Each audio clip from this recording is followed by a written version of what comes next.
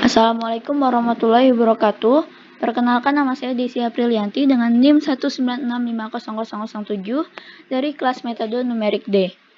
Langsung saja, untuk soal pertama yaitu jelaskan tentang metode numerik. Apa itu metode numerik? Nah, metode numerik itu teknik untuk menyelesaikan permasalahan yang diformulasikan secara matematik dengan cara operasi hitungan aritmetik. Dalam metode numerik ini dilakukan operasi hitungan dan jumlah yang sangat banyak dan prosesi secara berulang, sehingga di dalam prakteknya itu diperlukan komputer. Di mana menggunakannya itu terdapat beberapa paket program komputer seperti Excel, Maple, MATLAB, dan yang lainnya yang sudah tersedia dan mudah didapatkan dan mencakup metode numerik. Jika masalahnya dihadapi sulit diselesaikan dengan program paket komputer, maka ada program komputer lain, contohnya adalah BASIC, Pascal, Fortran, dan juga yang lainnya. Selanjutnya, kenapa menggunakan metode tersebut? Metode numerik itu adalah teknik menyelesaikan masalah matematika yang efektif serta efisien. Dengan bantuan komputer, masalah yang rumit dan melibatkan perhitungan yang luas dapat dengan mudah diselesaikan. Masalah yang sering sulit atau bahkan tidak mungkin dapat diselesaikan secara analitis dapat diselesaikan dengan metode numerik ini. Metode numerik merupakan sarana yang efisien untuk mengenal karakteristik komputer dan menyusun algoritma serta program komputer sendiri. Lalu, siapa yang menggunakan metode numerik ini? Metode ini digunakan oleh mereka yang akan menyelesaikan persoalan di mana perhitungan secara analitiknya tidak dapat digunakan. Lalu, kapan menggunakan metode numerik? Ada 6, yaitu pertama menyelesaikan persamaan nonlinear, kedua adalah menyelesaikan persamaan simultan, ketiga menyelesaikan diferensial dan integral, keempat interpolasi dan regresi, kelima adalah persamaan diferensial, dan keenam adalah multivariabel untuk menentukan nilai optimal yang tak bersyarat. Lalu bagaimana tahapan penyelesaian menggunakan metode numerik? Ada 7, yaitu pertama adalah pendefinisian masalah. Nah, itu apa yang diketahui dan apa yang diminta. Lalu, pemodelan persoalan dunia nyata dimodelkan ke dalam persamaan matematika.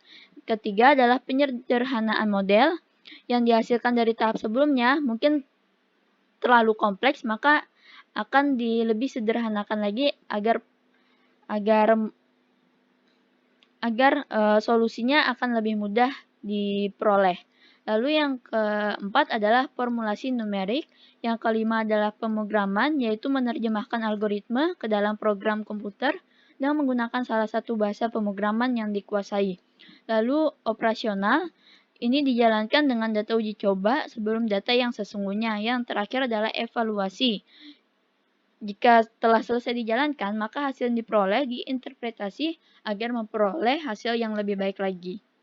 Soal kedua yaitu pilihlah dua metode, jelaskan metode dan hasil yang didapatkan. Pertama yaitu adalah sistem persamaan linear. Di sini menggunakan metode eliminasi Gauss-Jordan. Apa itu eliminasi Gauss-Jordan? Nah, itu adalah pengembangan dari eliminasi Gauss yang hasilnya lebih sederhana. Eliminasi ini adalah prosedur pemecahan sistem persamaan linear dengan mengubahnya menjadi bentuk matriks esalon baris reduksi dengan operasi baris elementer. Siapa penemunya? Itu ada dua, yaitu Carl Friedrich Gauss dan juga Camille Jordan. Lalu, kapan menggunakan metode eliminasi ini? Nah, ini digunakan untuk mencari inverse dari sebuah matriks. Eliminasi ini akan lebih terasa bermanfaat jika sistem persamaan linear tersebut terdiri dari banyak persamaan dan variabel. Misalnya ada 5 persamaan dan juga ada 5 variabel. Kenapa menggunakan eliminasi ini?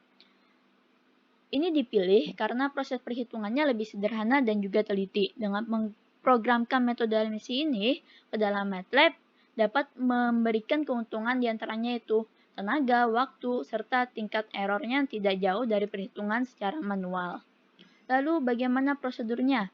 Ada dua, yaitu pertama ubah sistem persamaan linear yang ingin dihitung menjadi matriks augmentasi, lalu operasi baris elementer pada matriks augmentasi untuk mengubah matriks A menjadi dalam bentuk baris eselon yang tereduksi. Pengubahan dilakukan dengan membuat matriks yang elemen-elemennya adalah koefisien-koefisien dari sistem persamaan linear. Lalu untuk soalnya, di sini ada diketahui persamaan linearnya X plus 2Y plus 3Z sama dengan 3, 2X plus 3Y plus 2Z sama dengan 3, 2X plus Y plus 2Z sama dengan 5. Yang ditanya yaitu nilai X, Y, dan Z. Itu pertama yaitu diubah dulu ke dalam matriks, seperti ini. Lalu dioperasikan, baris keduanya dikurangi 2 kali baris ke-1, dan baris ketiganya dikurangi 2 kali baris ke-3, sehingga didapatkan ini. Setelah itu, lanjut lagi, baris ketiga dikurangi 3 kali baris kedua, sehingga dapatkan 0088. Lanjut, baris ketiga dibagi 8, kedua dibagi ke 1, sehingga didapatkan seperti ini, matriksnya, sampai terakhir, yaitu baris ke-1 dikurangi 2 kali baris kedua, didapatkan 1002. Dan hasilnya, yaitu nilai X-nya yaitu 2, nilai Y-nya sama dengan min 1, dan nilai Z-nya sama dengan 1. Seperti itu secara singkatnya. Selanjutnya adalah interpolasi dengan metode Lagrange. Apa itu interpolasi dan metode Lagrange? Interpolasi itu adalah mencari nilai-nilai antara yang tidak ada pada data. Nah, untuk polinom Lagrange derajat 1 atau interpolasi linear, ini menggunakan pendekatan garis-garis atau persamaan linear sehingga digunakan persamaan garis untuk mengkonstruksi interpolasinya. Metode ini banyak menggunakan hitungan dasar dalam pengambilan nilai konstannya. Siapa penemunya? Penemunya adalah Joseph Louis Lagrange yang dipublikasikan pada tahun 1795. Tapi sebelumnya itu sudah ada yaitu Edward Waring yang telah membuat formulasi yang serupa seperti metode Lagrange ini. Lalu kenapa menggunakan metode ini? Nah, ini dipilih karena digunakan untuk menghindari perhitungan dari diferensiasi terbagi hingga interpolasi Newton. Bagaimana konsep metode Lagrange? Itu ada 3. Pertama yaitu interpolasi Lagrange membuat sebuah fungsi pendekatan tanpa harus menurunkan berkali-kali. Lalu yang kedua menggunakan fungsi pendekatan polinomial. Yang ketiga yaitu menggunakan jumlah titik yang fleksibel tergantung pada order yang ingin digunakan. Untuk rumusnya, di sini Fnx n sigma i sama dengan 0 Lix dikali Fx1. Yang mana Lix-nya yaitu Pi J sama dengan 0 dan J-nya tidak boleh sama dengan I. X min Xj per Xi min Xj. Nah, ini untuk pendekatan order ke-1-nya, yaitu penjabaran dari rumus utamanya tadi saja. Untuk F1X-nya yaitu L0X kali Fx0 ditambah L1X kali Fx1. Untuk pendekatan order keduanya sama. Untuk pendekatan order ketiganya juga sama.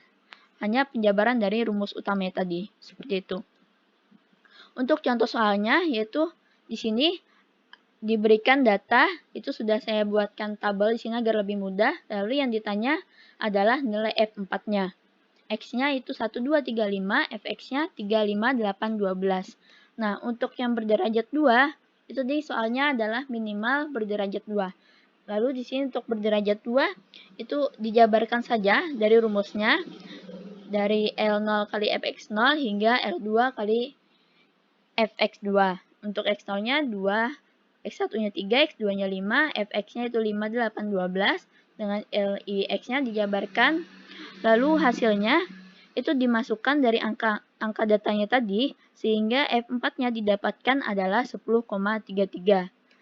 Tinggal dimasukkan saja. Lalu Lagrange berderajat 3, itu sama. Untuk rumusnya seperti yang telah dijelaskan sebelumnya.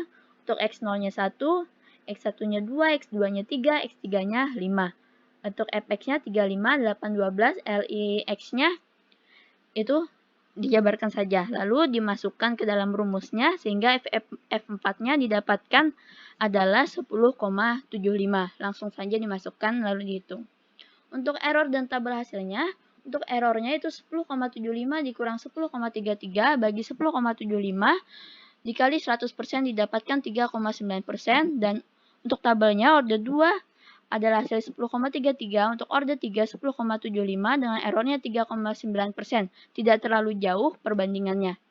Nah, terima kasih. Itu saja yang dapat saya sampaikan.